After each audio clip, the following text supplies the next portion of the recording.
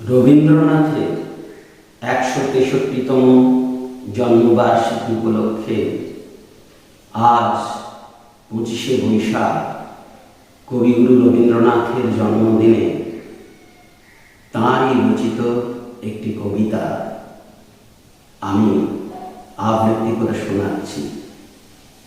এই কবিতা আমি রবীন্দ্রনাথেরই নিজস্ব দর্শন এবং মননের পরিচয় তুলে ধরার চেষ্টা করছি। খনিকা কাব্যগ্রন্থের অন্তর্গত একটি অন্যতম বিখ্যাত কবিতা জন্মান্তর আমি আবৃত্তি করে শোনাচ্ছি। আমি ছেড়েই দিতে রাজি আছি সুসভ্যতার আলো, আমি চাই না হতে নববঙ্গে নবযুগের চালক।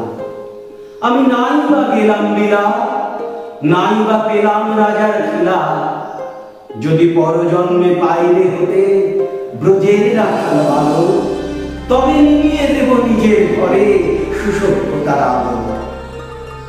যারা নিত্য কেবল ধেনু চড়ায় বংশী বটের তল, যারা গুঞ্জা ফুলের মালা গেঁথে পরে পরায় গলে, যারা বৃন্দাবনের বনে সদাই শ্যামের বাঁশি শুনে, যারা যমুনাতে ঝাঁপিয়ে পড়ে শীতল কালো জলে, যারা নিত্য কেবল ধেনু চড়ায় বংশী বটের তলে।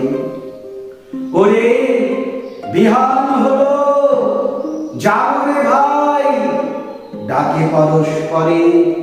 ওরে ওই যে দধিমন্থ ধ্বনি উঠল ঘরে ঘরে, হ্যাঁ মাঠের পথে ধেনু চলে উড়িয়ে গফুর রেণু, হ্যাঁ আমিনাতে ব্রজের বধূ দুগ্ধ দহন করে।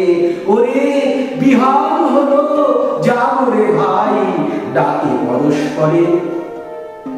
ওরে সামন মেঘের ছায়া পড়ে কালো তমালে, ওরে এপার ওপার আধার হলো কালিন্দির কুলে, ঘাটে গোপাঙ্গনা ডরে কাঁপে খেয়া তরির পরে, হ্যাঁ কুঞ্জ বলে নাচে ময়ূর কলা খানি তুলে। ওরে সামন মেঘের ছায়া পড়ে কালো তমালে। মোরা নবনবীন ফাগুন রাতে নীল নদীর তীরে, কোথা যাব চলি অশোক বনে শিখি গুচ্ছ শিরে। যবে দোলার রশি দিবে নিপ শাখায় বসি, যবে দক্ষিণ বায়ে বাঁশি ধ্বনি উঠবে আকাশ ঘিরে, মোরা রাখাল মিলে করব মেলা নীল নদীর তীরে। আমি হব না ভাই নববঙ্গে নবযুগের চালক, আমি জ্বালাব না আধার দেশে সুসভ্যতার আলো। যদি ছানার নাই কোথাও অশোক নিপের ছায়ে, আমি কোন জন্মে পারি হতে ব্রজের গোপবালক, তবে চাই না হতে নববঙ্গে নবযুগের চালক। নমস্কার।